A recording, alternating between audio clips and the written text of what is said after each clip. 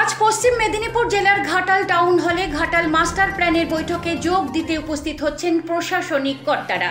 আপনারা দেখছেন PBN Bangla news.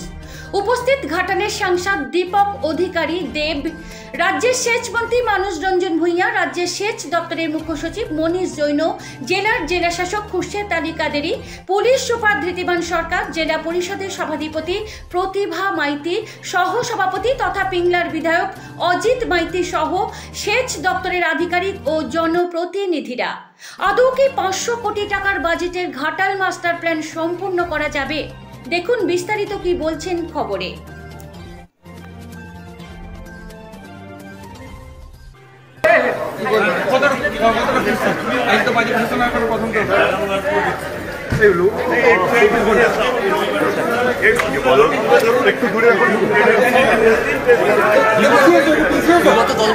আজকের আশাটা কিরকম লাগছে? তোমাদের কেমন লাগছে? আমাদের ঘাটালবাসী তো খুব খুশি, যে কোনো রাজনৈতিক দল সকলেই খুশি, এমনটাই জানা গেছে। আপনাকে কেমন লাগছে? আমি এটুকু বলতে চাই যে যখন 2024-এ দাঁড়াবো না বলেছি, আপনার বসুন না, বসে যান। এই কারণের জন্য আবার দাঁড়াবো 2024-এ। অনেকে আমাকে বলেছিল যে পাগল হয়ে গেছে, আবার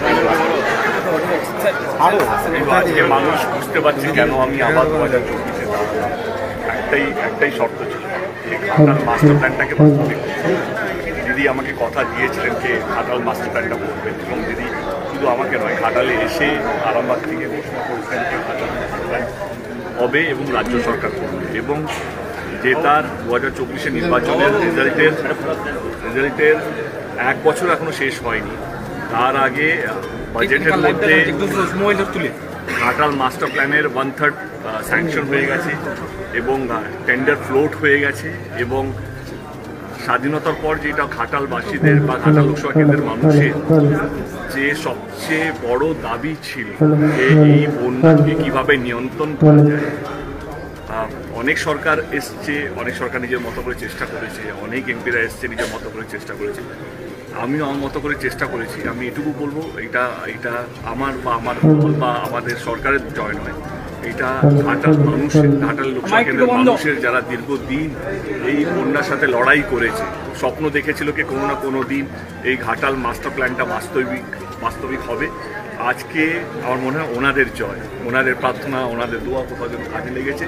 আমি সাংসদ হিসেবে খুব খুশিকে আমি জানতাম কি আমি কেন 2024-এ আবার দাঁড়ালাম।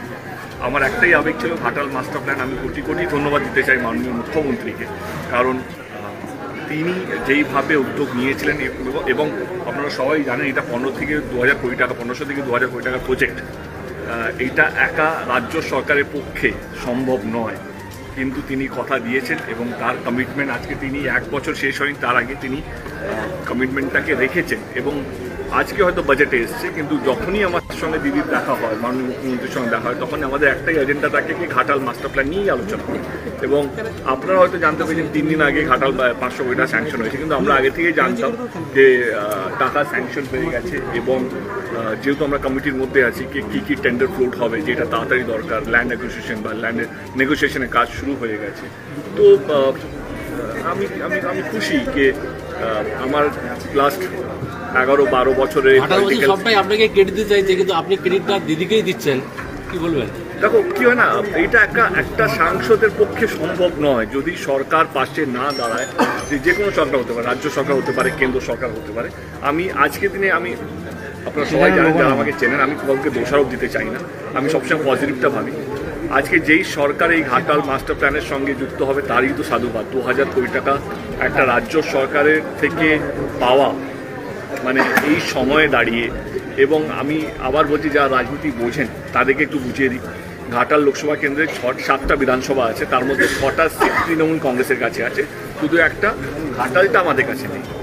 এইটা কোনো রাজনীতির ললিপপ নয় যে ভাই একটা সিটের জন্য একটা মুখ্যমন্ত্রী 2000 কোটি টাকা স্যাংশন করবে। এটা ঘাটাল লোকসভা কেন্দ্রের মানুষের কষ্টর জন্য আমাদের মুখ্যমন্ত্রী, আমাদের নেত্রী, তিনি এই 2000 কোটি টাকা স্যাংশন করেছেন বা স্যাংশন করবেন আগামী কয়েক বছরে। এবং ওনার স্বপ্নকে এটা 2 বছরের মধ্যে কমপ্লিট করা। এবং আমি শুধু এটুকু অনুরোধ করবো, কারণ এইটা শেষ নয়, এটা শুরু হলো, লড়াইটা শুরু হলো। এইখানে সবাইকে ইউনাইট হতে হবে, কারণ অনেকগুলো জমি আছে যেখানে হয়তো তারা তৃণমূল কংগ্রেসের ওনার নয়, মানে তারা তৃণমূল কংগ্রেস হয়তো করে না, তারা হয়তো বিভিন্ন দলের মানুষ হতে পারে। আমি অনুরোধ করবো হাত জোড় করে সবাই তোমাদের চ্যানেলের মাধ্যমে, তোমাদের মিডিয়ার মাধ্যমে কি প্লিজ কেউ ওনাদেরকে ভুল বোঝাবেন না। এটা হয়তো রাজনৈতিক চিন্তাভাবনা হয়তো আলাদা হতে পারে, কিন্তু এই উদ্যোগটা ঘাটাল লোকসভা কেন্দ্রের প্রত্যেকটা মানুষের জন্য। যদি আপনাদের জমি যদি আসে, আমরা চেষ্টা করবো আপনাদের ন্যায্য দাম দেওয়ার জন্য, এবং কারণ উইদাউট জমি আমরা এই ঘাটাল মাস্টার প্ল্যানটা স্যাংশন করতে পারবো না। আমাদের সবারই সহযোগিতা লাগবে। এটা শুধু তৃণমূল কংগ্রেস বা আমাদের সরকার দ্বারা শুধু সম্ভব নয়, প্রত্যেকটা পলিটিক্যাল পার্টি, ঘাটালের প্রত্যেকটা মানুষ সবারই সহযোগিতা লাগবে। আজকে আমরা ডিসাইড করবো কবে থেকে কী হবে। আগে ছিল মাস্টার প্ল্যান আশ্বাস, এখন মানুষের বিশ্বাস হবে, তার মধ্যেখানে কিন্তু বিরোধীরা আছে, কি বলবেন? আমার মনে হয় ঘাটাল মাস্টার প্ল্যান, আমার মনে হয় বিরোধীরাও চাইছে কি এই অন্তত এটা হোক। আমার মনে হয় এই একটা নীতিতে আমরা সবাই এক। এই ঘাটাল মাস্টার প্ল্যান আমার মনে হয় কি বিজেপি, কংগ্রেস, সিপিএম এবং অন্যান্য দলরাও এক, এই ঘাটাল মাস্টার প্ল্যান যেন হোক। ঠিক আছে, thank you sir, thank you.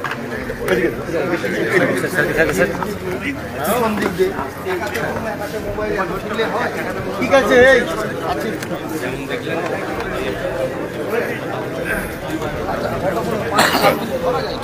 Ghatal town হলে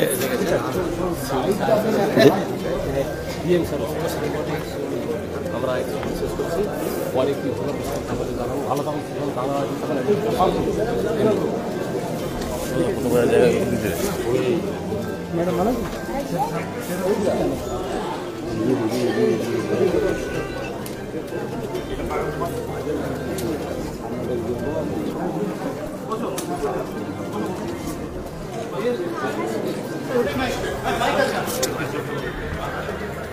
আপনারা সবাই সিটে বসুন। দিলীপ বাবু, গো অ্যান্ড টেক সিট। চলুন, দাঁড়িয়ে আছি।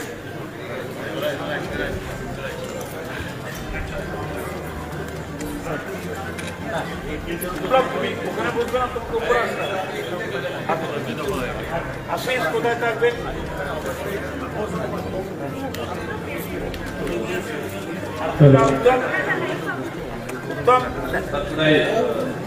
আমি প্রেসকে রিকোয়েস্ট করছি মিটিং হওয়ার পরে